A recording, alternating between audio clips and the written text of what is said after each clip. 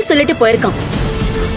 கருணாகரன் என்ன பிரச்சனைன்னு கேட்டதுக்கு பர்சனல் பிரச்சனை, என்னால சொல்ல முடியாதுன்னு திமிர வர பதில் சொல்லியிருக்கான். நானும் அவன் ஃப்ரெண்ட்ஸுங்களெல்லாம் விட்டு கால் பண்ணி பேச சொன்னதுக்கும் எந்த ரெஸ்பான்ஸுமே இல்ல. அவனை ஏதாவது பண்ணா நீ கோவப்படுற. இது ஈவினிங்குள்ள அனுப்ப வேண்டிய ஆர்டர் மகேஷ். இப்ப என்ன பண்ணலான்னு நீயே சொல்லு. ஓகே, நான் இப்போ அன்புக்கு கால் பண்றேன்.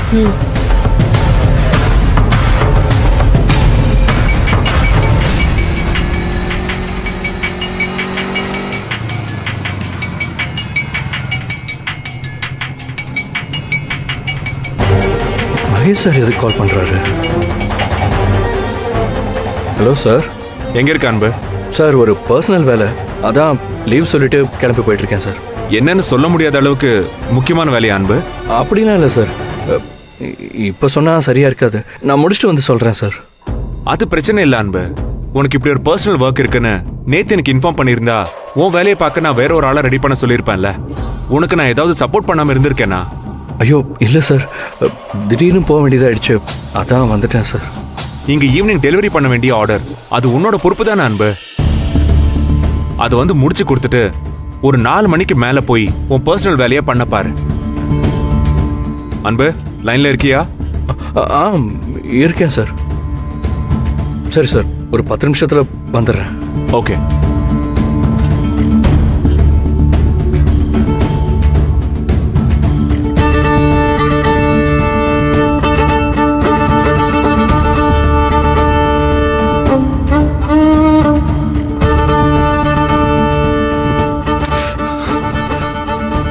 ஆனந்தி இருக்க, ஏன் போன் எடுக்க மாட்டேங்கிற?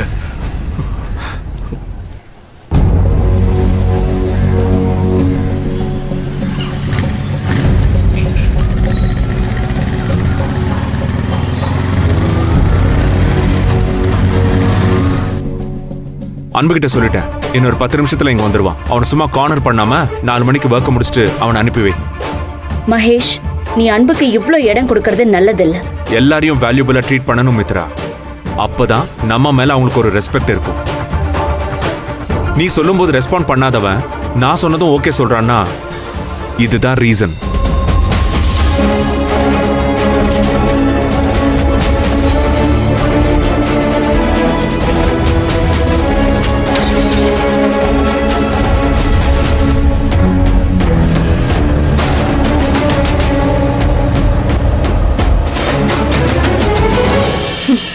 எல்லாம் என் நேரம்.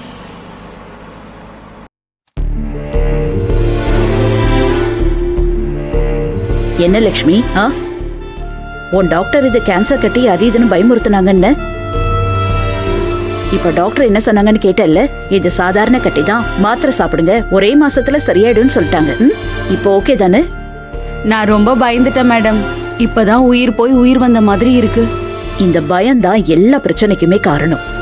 உங்களால புரிஞ்சுக்க முடியாத பிரச்சனை உங்களை தேடி வந்தா முதல்ல பயப்படாதீங்க. அத பத்தி 4 பேருக்கிட்ட பேசணும். அப்பதான் அந்த பிரச்சனைய பத்தி தெரிஞ்ச அதை சரி பண்ணக்கூடிய யாராவது ஒருத்தங்க உங்களுக்கு உதவி பண்ணுவாங்க.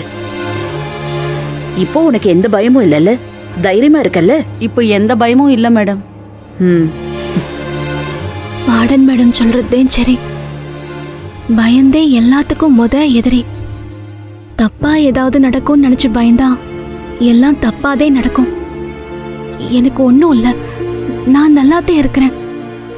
நான் யாருக்கும் எந்த கெடுதலும் நினைக்கல, எனக்கும் எந்த கெடுதலும் நடக்காது. வெள்ளகாப்புலி கருப்பன் துணையா இருப்பான். அப்புறம் இதெல்லாம் பத்திரமா வச்சுக்கணும். சரிங்க மேடம். ரிப்போர்ட் தான் ரொம்ப முக்கியம். இந்தா, அப்புறம் நாளைக்கு ஏதாவது டாக்டர் கிட்ட செக் பண்ணா கூட இந்த ரிப்போர்ட்டை கேட்பாங்க. சரிங்க மேடம்.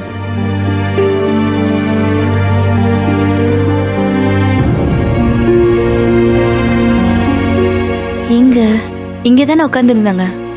ஆனந்தி, ஆனந்தி,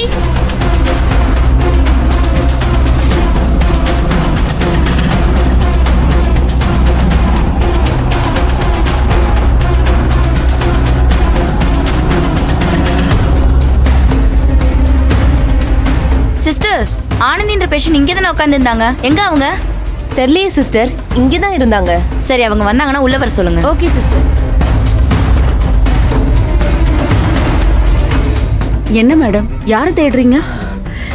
இல்ல, ஆனந்தின்னு அந்த சிஸ்டர் யாரையோ கூப்பிட்டாங்க, அதான். ஹாஸ்பிட்டல்ல ஆனந்தின்னு கூப்பிட்ட உடனே நம்ம ஆனந்தி ஞாபகம் வந்துச்சா மேடம்?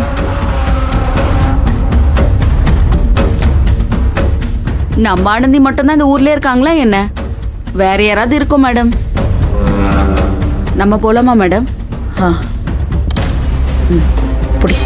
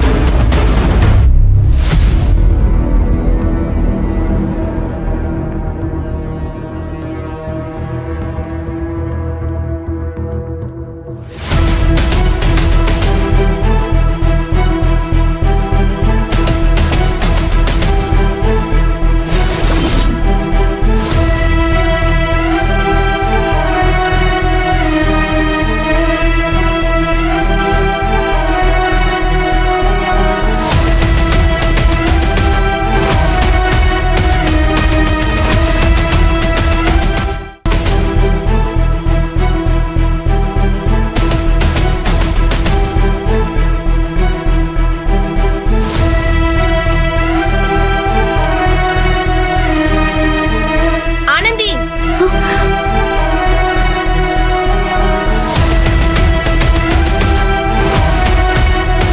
இங்க என்ன பண்றீங்க நீங்க? ரிப்போர்ட் ரெடி ஆயிடுச்சு. உங்களை சிஸ்டர் கூப்பிடுறாங்க, வாங்க ஆ, வாங்க.